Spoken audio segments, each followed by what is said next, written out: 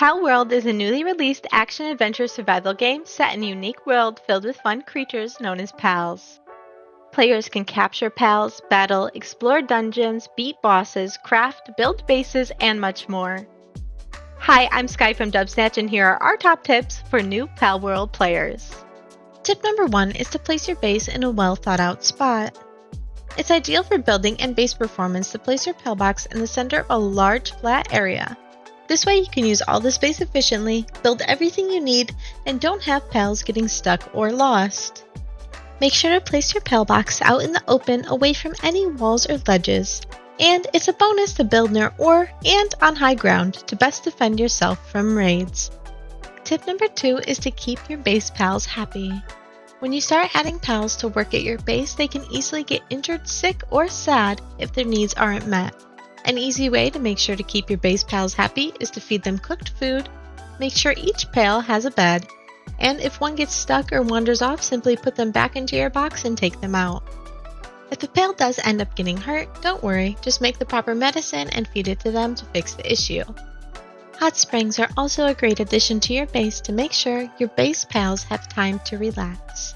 Tip number 3 is catch tons of pals. Catching pals is a great and fun way to level up. The first 10 catches of each type of pal give you bonus XP to help you level up quickly, as well as increase your odds of getting a pal with nice passive stats. Extra pals are useful for a lot of things as well. You can breed them, combine them, sell them, or even butcher them for materials.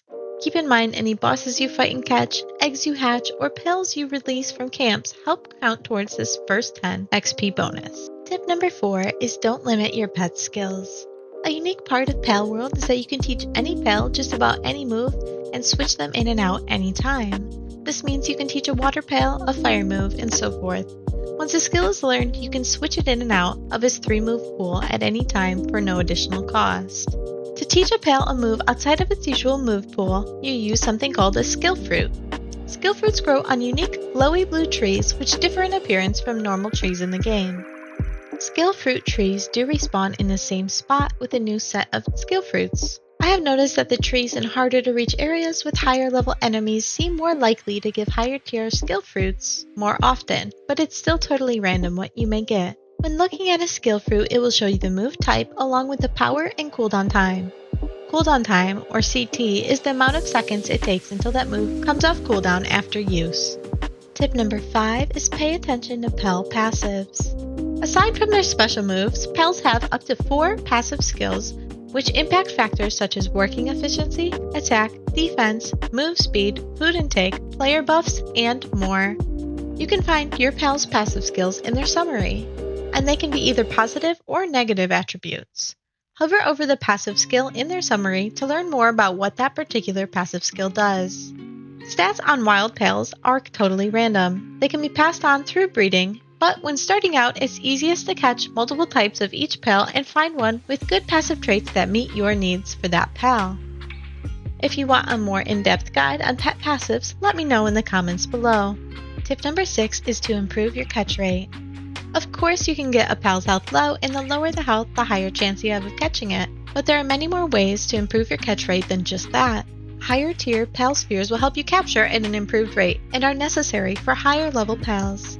CCing a pal with a stun baton or having a pal out that can freeze, stun, or CC will improve your catch odds as well. Throwing a pal sphere from the back or while the pal is unaware or sleeping helps improve your odds.